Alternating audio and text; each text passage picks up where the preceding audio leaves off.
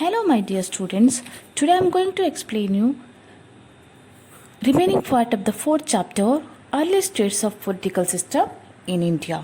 Now let us study social life and state administration of republic state. According to archaeologists, people of this time lived in simple house. They were associated with pastoral activities. At this time, crops like wheat, rice, barley, sugarcane, sesame, mustard, cereals were grown. People might have been using clay vessels, especially because archaeologists have found some of these vessels.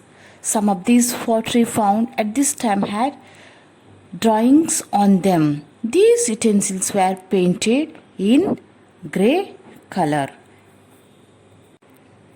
At this time, there was no uniformity in social custom and manners all over India. The custom and manners of the people of the Gangetic Valley were not acceptable to the people of the south, nor even in the other parts of northern India. In the Gangetic Valley, the women had practically no liberty, but in other parts of India, the women enjoyed enough liberty in social life and were held in high esteem.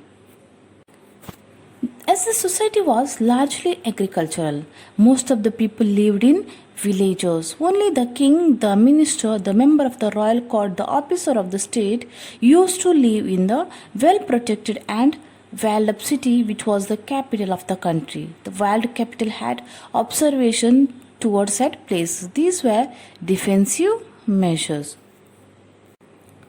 At this time, ruler of every state did every possible thing for the defense of his state. For this reason, strong and high forts were built around the state capital. Plenty of stones and bricks were used in it.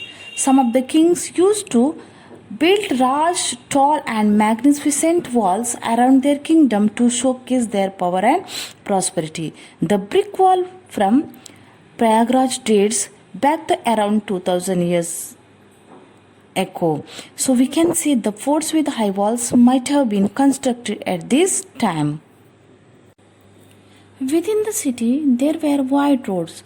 Pleasure halls where game of dice used to be played.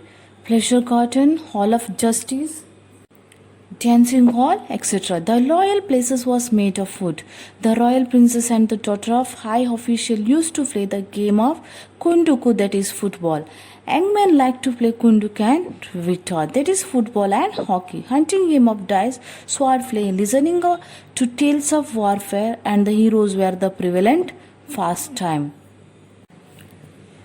The caste system was prevalent and was gradually hardening into extreme conservatism. But during the period of the 16 Mahajanapadas, the caste division did not give rise to any class animosity. In that time, agriculture was the main occupation of the people. 1/10 of the produce of the soil had to be paid as land revenue. The agriculture land was divided into small plots and for the purpose of irrigation, cultivation and conservation of water, cooperative system was followed. Famine was not altogether unknown, but it was a very rare occurrence. Besides agriculture, animal husbandry was an important source of economic life. Arts and industries like ivory work, mural painting, stone carving, etc. were highly developed at that time. All the Mahajanapadas of this time needed a large army and had a strong fort for their defense. People were taxed to meet this need. Farmers used to give 1/6 part of their yield to the treasury. The artisans used to work for the state. For one day in a month, cattlers give cattle as a part of tax.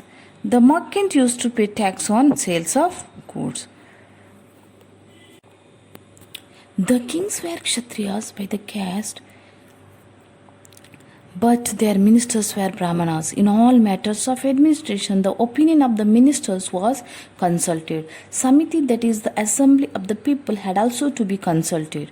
Politically speaking, the opinion of the assembly was of great importance.